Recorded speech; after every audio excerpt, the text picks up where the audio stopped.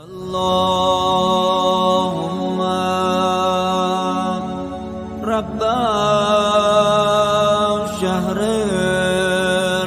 رمضان الذي أنزلت فيه القرآن. اعوذ باللہ من الشیطان الرجیم. بسم اللہ الرحمن الرحیم. الحمد للہ رب العالمین والصلاة والسلام علی سیدنا و نبینا و حبیب الہنا ابی القاسم المصطفیٰ محمد. اللہم صل علی محمد وعلی محمد وعلى آلہ الاطیبین الاطہرین المنتجبین المطہرین المعصومین المظلومین لا سیما بقیت اللہ فی الارضین ولا حول ولا قوة الا باللہ العلی العظیم. قال علی ابن الحسین اما حق اللہ الاکبر فإنک تعبدوه لا تشرک به شیئا فإذا فعلت ذلك بإخلاص جعل لك على نفسه أن يكفيك أمر الدنيا والآخرة ويحفظ لك ما تحب منها.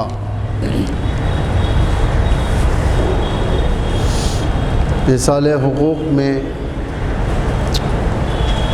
ہم پہلا حق جو حق اللہ ہے یعنی خدا کا حق ہے، اس کے اوپر گفتگو آج سے شروع کر رہے ہیں. امام فرماتے ہیں، امام زین العابدین علیہ السلام ارشاد فرماتے ہیں اما حق اللہ الاکبر، سب سے پہلا حق اللہ کا ہے جو بڑا حق ہے. جیسا کہ کل میں بتا چکا ہوں کہ اللہ کا حق ہر بندے کے گردن پر ہے. اللہ کا حق سب پر ہے، چاہے وہ بندہ مسلمان ہو چاہے وہ بندہ غیر مسلمان ہو، ہر ایک کے اوپر ہے. کیونکہ دنیا میں کوئی چیز ایسی نہیں ہے جسے خدا نے خلق نہ کیا ہو. یہ ہوا، یہ پانی، یہ آفتاب، یہ نور، یہ ظلمت، یہ ساری کی ساری چیزیں اللہ نے بندوں کے لیے خلق کیا ہے تاکہ بندہ اسے یوٹیلائز کرے. ہوا کو یوٹیلائز کریں، پانی کا استفادہ کریں، صحیح استفادہ کریں، اور ہریالی کا استفادہ کریں. یہ نور جو آفتاب سے نمودار ہوتا ہے اس سے استفادہ کریں.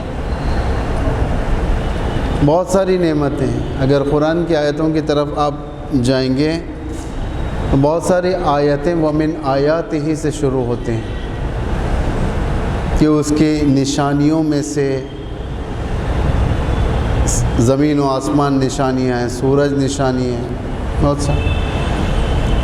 خود انسان کا بدن اللہ کی نشانی ہے.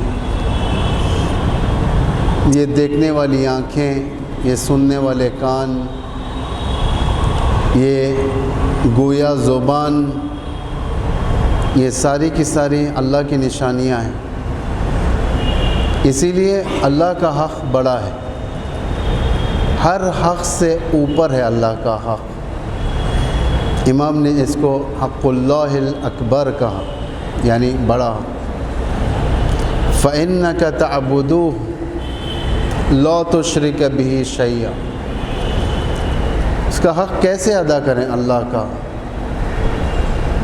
تم اس کے بندے بن جاؤ، اس کی عبادت کرو، اطاعت کرو، اور اسے شریک نہ ٹھہرو. اسی بندگی کی طرف لانے کے لیے لوگوں کو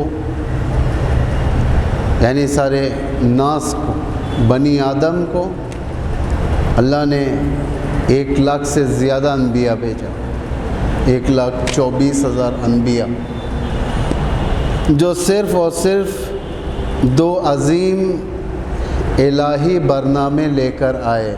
ایک، لوگوں کو عبادت و بندگی کی طرف دعوت دیں، اور 2، ہر قسم کے شرک سے، آلودگی سے، گندگی سے بندوں کو محفوظ رکھیں کہ شرک ان کے اندر نہ جانے پائے۔ یہ ہمیشہ انبیاء کا ہدف رہا۔ انبیاء کا ہدف صرف اور صرف واضح طریقے سے ابلاغ کرنا ہے۔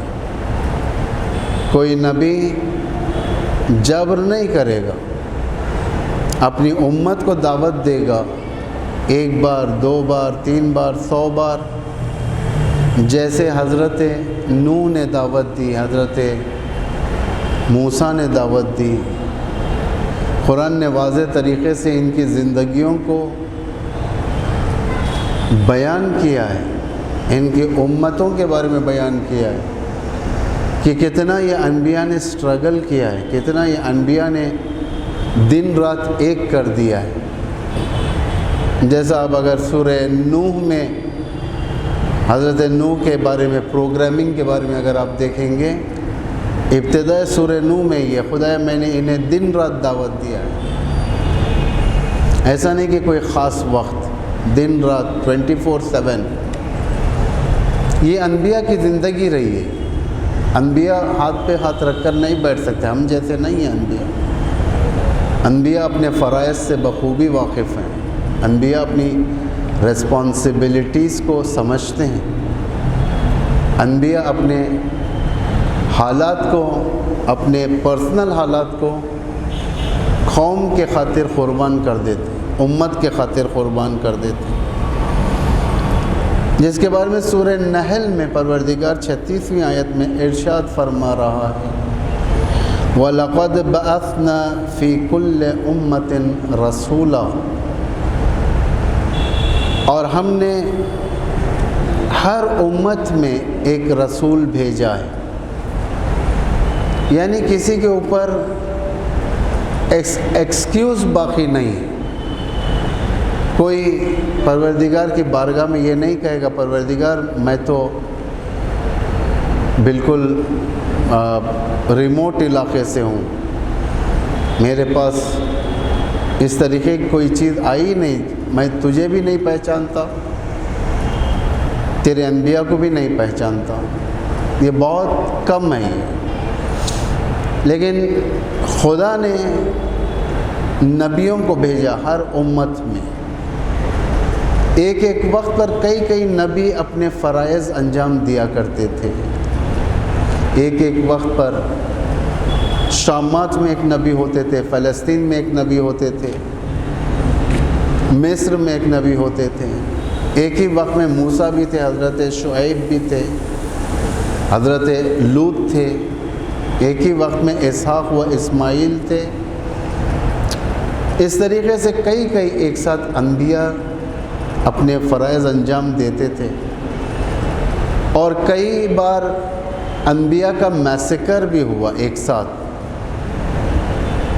یعنی اتنا ان پر ظلم ہوا کہ انبیاء کو لے جا کر قتل کر دیتے صبح میں، اور قتل کے بعد اپنے پیران وغیرہ کو صاف کر یہ لوگ تجارت میں چلے جاتے تھے، بزنس کرنے چلے جاتے تھے۔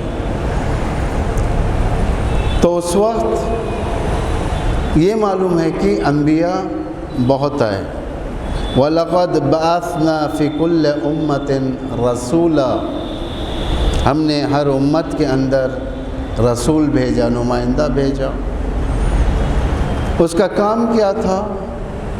ان اعبدوا اللہ، اس کا کام تھا لوگوں کو اللہ کی طرف دعوت دیں، اللہ کی بندگی کی طرف بلائیں، توحید کی طرف دعوت دیں، ایکتا پرستی کی طرف بلائیں۔ لوگ نجاست کے اندر ملوث تھے، بت پرستی میں ملوث تھے، حرام خوری میں ملوث تھے، لوگ برائی کے اندر ملوث تھے، گرے ہوئے تھے اندر، ان کے ہاتھ آلودہ تھے، کرپٹڈ تھے یہ لوگ۔ اللہ نے ان کی یعنی یوں کہا جائے کہ انہیں شرف دینے کے لیے انبیاء کو بھیجا۔ انبیاء کا پہلا کام یہ ہے کہ ان اعبدوا اللہ، انہیں اللہ کی طرف دعوت دیں۔ واجتنبوا الطاغوت، دوسرا کام کیا تھا؟ طاغوت سے انہیں بچانا۔ طاغوت میں ابھی بتاؤں گا کہ کسے کہتے ہیں۔ فَمِنْهُمْ مَنْ هَدَى اللَّهُ، ان میں سے بعض وہ تھے جسے اللہ نے ہدایت کی ہے، وہ ہدایت یافتہ ہوئے۔ وَمِنْهُمْ مَنْ حَقَّتْ عَلَيْهِ الضَّلَالَةُ، اور بعض ان میں سے وہ تھے جو گمراہی و ضلالت کے اندر گھرے ہوئے تھے، مسلط تھی گمراہی و ضلالت، گمراہی ان کے اوپر مسلط تھی۔ فَسِيرُوا فِي الْأَرْضِ فَانظُرْ كَيْفَ كَانَ عَاقِبَةُ الْمُكَذِّبِينَ، خدا کہہ رہا ہے کہ زمین کے اوپر پھرو اور دیکھو کہ جھوٹوں کی عاقبت کیا ہوئی ہے۔ پہلی چیز ان اعبدوا اللہ، اللہ کی عبادت، جو انسان کی فطرت کا سب سے پہلا پیغام الہی ہے کہ وہ اللہ کی عبادت کرے معرفت کے ساتھ، پہچان کے ساتھ، آیات الہی کو دیکھ کر، خود اپنی خلقت کو دیکھ کر، چرند پرند، سمندر، ہوا، آسمان، اللہ نے باقاعدہ قرآن کے اندر بہت سارے آیات میں جو ضمیروں کو بیدار کرنے والی آیات ہیں، اس کے ذریعے سے اللہ نے توحید پرستی کا پیغام دیا ہے۔ وَمِنْ آیاتہ، اس کی آیتوں میں سے، اس کی نشانیوں میں سے زمین و آسمان ہیں، اس کی نشانیوں میں سے ایسے بہت ہیں، خلقت انسان ہے۔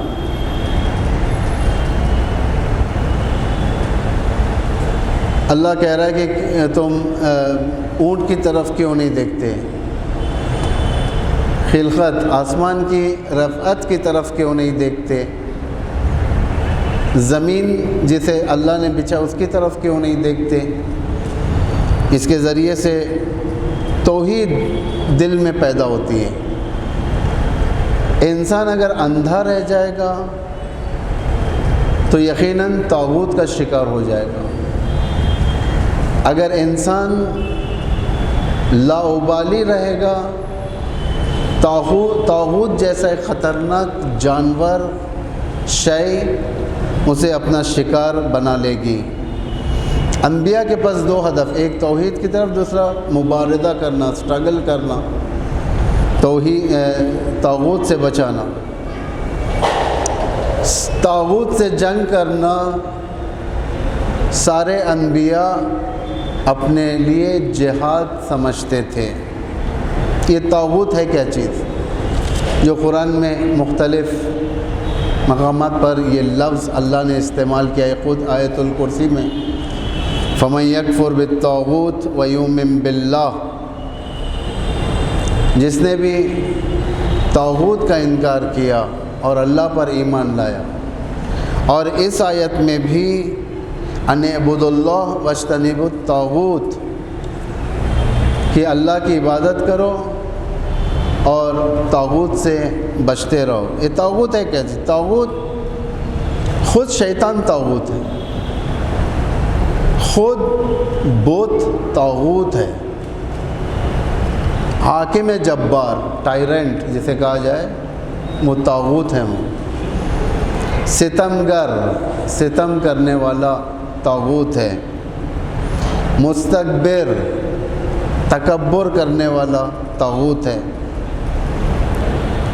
وہ راستہ جو غیر خدا پر ختم ہوتا ہے اسے طاغوت کہتے ہیں. جو اللہ کے راستے سے ہٹ کر ہو اسے طاغوت کہا جاتا ہے. جب تک انسانی معاشرہ طاغوت کو ریجیکٹ نہیں کرے گا، انبیاء اصلاحی برنامہ اس امت کے اندر نہیں دے سکتے. بس پہلی چیز جسے انسان کو ختم کرنا ہے وہ شرک ختم کرنا. آپ خود جو کلمہ پڑھتے ہو لا الہ الا اللہ، دو چیزیں، ایک لا الہ، دوسرا الا اللہ. پہلی چیز طاغوت کا انکار ہے یہاں پر کہ تم پہلے انکار کرو. کس کا انکار کرو؟ غیر اللہ کا انکار کرو، ستمگروں کا انکار کرو، ظالمین کا انکار کرو، شیطان کا انکار کرو، ان طواغیت کو انکار کرو. اس کے بعد لا الا اللہ اچھا دکھتا ہے، ورنہ لا الہ کے بغیر الا اللہ ناقص رہ جاتا ہے. طاغوت کے انکار کے بغیر توحید و وحدانیت الہی ناقص رہ جاتی ہے. اس سے پہلے یہ چیز ضروری ہے. جب تک امت کے اندر اس کو ریجیکٹ کرنے کی طاقت نہ ہو، اصلاحی برنامے کام دہ نہیں ہیں. اصلاحی برناموں کے لیے ضروری ہے کہ پہلے خرابی کو دور کریں. جب تک یہ کامن سینس ہے، یہ جب تک آپ خرابی کو دور نہیں کریں گے آپ نئی چیز نہیں لا سکتے، وہاں پر رد و بدل نہیں کر سکتے. طاغوت کس سے بنا ہے؟ طغیان سے. طغیان یعنی برباد کر دینے والی قدرت، طغیان کہتے ہیں. کبھی سمندر کے اندر پانی طغیان کر جاتا ہے، سمندری طوفان. طوفان ویدر کا طغیان ہو جانا ہے. طوفان یعنی ویدر کا طغیان ہو جانا، اب نارملٹی کی طرف چلے جانا. ایک ویدر، موسم، اسے کہتے ہیں طغیان. پہاڑ کے اندر جب گرمی طغیان کر جاتی ہے تو لاوا پھٹ جاتا ہے، یہ اسے کہتے ہیں طغیان. کوئی چیز حد سے زیادہ تجاوز کر جانا، ہر چیز جو حد سے بڑھ جائے. ہوا چل رہی ہے، نارمل ہوا ہے، کھڑکیوں میں سے ہوا آ رہی ہے، ہمارے لیے اچھا دکھتا ہے. یہ ہوا جب ہمیں لگتی ہے سکون دیتی ہے، یہ سلامتی کی ہوا ہے، سکون دیتی ہے، آرام دیتی ہے، نیند پیدا کرتی ہے. لیکن جب ہوا طغیان ہو جائے، طوفان ہو جائے، یہ ہوا سٹرام میں بدل جائے، آ کر لائٹوں کو توڑنا شروع کر دے، کانچ کو اٹھا کر پھینکنا شروع کر دے، گاڑیوں کو پھینکنا شروع کر دے، کھڑکیوں کو زبردست طریقے سے مارنا شروع کر دے، یہ طغیان ہے. یہ ہوا اب نارمل ہو چکی ہے. اب اسے کنٹرول جب تک نہیں ہوگا یہ طاغوت ہوگا، یہ کیونکہ اب یہ صرف بربادی کرے گا. بارش جب تک گرے، فصل کو طاقت ملے، نہر بڑھتی رہے، اچھا لگتا ہے. لیکن یہی بارش جب طغیان کر جاتی ہے، ایکسیڈ کر جاتی ہے اپنے لیمٹ سے، نہروں کو ابال کر شہروں کے اندر سیلاب بپا کر دیتی ہے، ڈیمز کو توڑ کر گاؤں کو بہا لے جاتی ہے، اسے کہتے ہیں طغیان. اسی سے طاغوت بن. طاغوت یعنی اب نارملٹی. ایک حاکم جو ظلم کرتا ہے وہ اب نارمل ہے. چونکہ عدالت قائم نہیں کر سکتا زمین پر، لوگوں کو ظلم کے ذریعے سے انہیں خاموش کراتا ہے. اسے کہتے ہیں ظالم جابر. جابر حاکم، جبر کرنے والا، حقوق کو ضائع کر دیتا ہے، جیسے صدام حسین نہ لگائیں، صدام جابر حاکم تھا، طغیان کر رہا تھا، چونکہ ایک عدالت کی حکومت کرنے کی صلاحیت اس کے اندر مغفوت تھی، مغفوت نہیں پائی جاتی تھی، اور اسے خوف یہ ہوتا کہ کوئی دوسرے لوگ اٹھ جائیں اس کی حکومت کے خلاف، وہ سرنگونی کرتا تھا، مارتا تھا لوگوں کو۔ جب لوگوں کو مارنا شروع کی، جب لوگوں سے خوف کھایا صدام نے تو لوگوں کو مارنا شروع کیا، جب مذہب سے خوف کھایا تو مذہبیوں کو ختم کرنا شروع کیا، جب آئیڈیالوجی سے خوف کھایا امام حسین کے حرم میں ویرانی کرنا شروع کیا تھا صدام، طغیان۔ وہی طغیان مصر کے فرعون میں بھی تھا، وہی طغیان ابراہیم کے مقابل میں نمرود کے اندر تھی، وہی طغیان ابو جہل و ابو لہب و ابو سفیان کے اندر تھی، وہی طغیان بنی امیہ و بنی عباس کے اندر تھی، وہی طغیان آل سعود و آل نہیان و آل خلیفہ ان لوگوں کے اندر آج باقی ہے۔ اسے کہتے ہیں طاغوت۔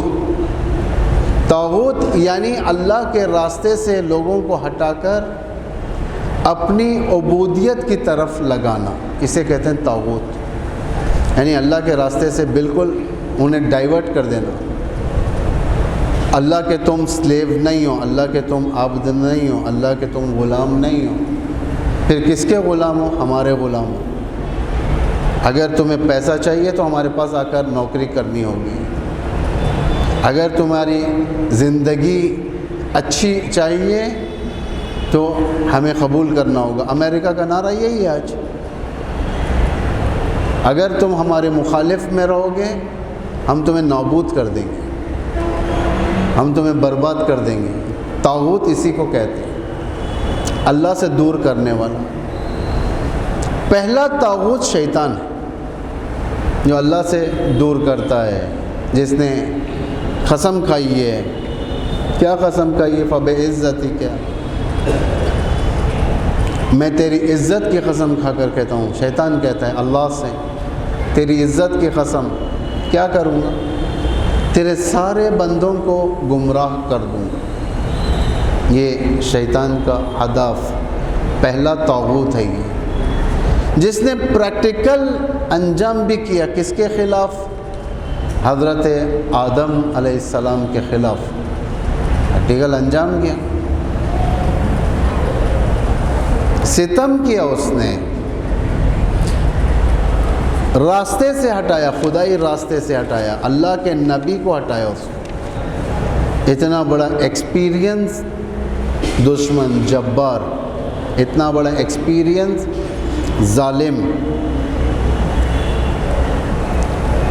جس وقت انبیاء ہدایت کا راستہ کھول دیتے ہیں، تبلیغ کرتے ہیں، تو نتیجہ کیا ہوتا ہے؟ فمنہم من ہدی اللہ، فمنہم من ہدی اللہ، ان میں سے بعض ہدایت پا جاتے ہیں، انبیاء کے راستے پر آ جاتے ہیں، انبیاء کی تصدیق کرتے ہیں، توحید کا کلمہ پڑھ لیتے ہیں، اسے کہتے ہیں اللہ کا حق جاننا، معرفت الہی، معرفت باری تعالی۔ جب تک اللہ دل میں نہیں اترے گا انسان اس ایمان عملی کی طرف نہیں بڑھ سکتا۔ حضرت سمیہ جو پہلی شہیدہ ہے اسلام کی، پہلی مسلمان، حضرت یاسر کی زوجہ اور حضرت عمار کی والدہ، عمار ابن یاسر کی والدہ، ان کے دل کی تہوں میں اللہ اتر چکا تھا، توحید اتر چکی تھی، ان عبد اللہ کی منزل پر آ چکی تھی، عبادت و اب بندگی و عبد کے منزل پر آ چکی تھی۔ ایک عورت پیغمبر کے ایک ہدایت پر، ایک نصیحت پر، پیغمبر کے مشن کا حصہ بن گئی تھی۔ ٹارچر دیے گئے تھے، انہیں ظلم کیا گیا تھا ان پر۔ جتنا ان کے اوپر ظلم اضافہ ہو رہا تھا اتنا ان کی زندگی میں اللہ جلوہ گر ہو رہا تھا۔ یہ سب سے بڑی خصوصیت ہے۔ یہ صرف اس دور کے لیے نہیں ہے، اس دور میں بھی ہے۔ آپ یہ نہ سمجھیں کہ یہ سب کتابوں کے قصے کہانیاں ہیں، آج بھی ہیں۔ آج بھی لوگ شیطان سے جنگ کرنا ایمان کا ایک بالا ترین ہدف سمجھتے ہیں۔ جہاد بن نفس، نفس کے منزل میں اس کو میں تشریح کروں گا۔ اس کے بعد سورہ روم میں آیت نمبر 20، وَمِنْ آيَاتِهِ أَنْ خَلَقَكُم مِّن تُرَابٍ ثُمَّ إِذَا أَنْتُمْ تَنْتَشِرُونَ۔ خدا کی نشانیوں میں سے، وَمِنْ آيَاتِهِ، اس کی نشانیوں میں سے ایک یہ بھی ہے کہ اس نے تمہیں خاک سے پیدا کیا اور پھر تمہیں بشر کی شکل دی، وَأَنْتُمْ تَنْتَشِرُونَ، اور تم پھیل گئے۔ یہ اللہ کی نشانیوں میں سے ایک نشانی ہے۔ ہماری خلقت، مٹی سے پیدا کیا۔ بعض آیات میں نطفے کا لفظ استعمال کیا اللہ نے، من نطفۃ ثم من علقۃ، یہ پوری آیتیں ہیں۔ لیکن اس کی نشانیوں میں سے یہ ہے کہ مٹی کے ذریعے سے پیدا کیا، من تراب ثم اذا انتم تنتشرون، یہ حضرت آدم کی طرف اشارہ ہے۔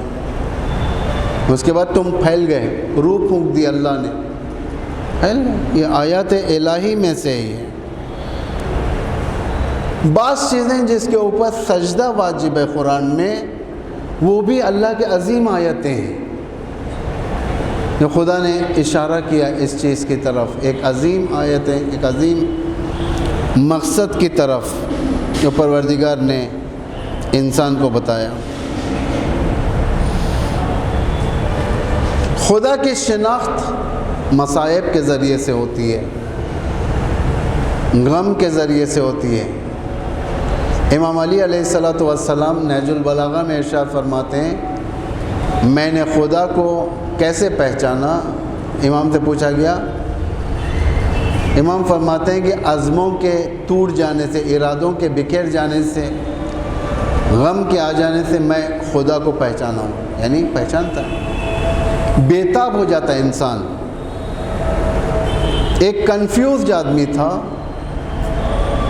چھٹویں امام کے پاس آیا، یعنی زیادہ پڑھنے کے باوجود اسے اللہ سمجھ میں نہیں آیا۔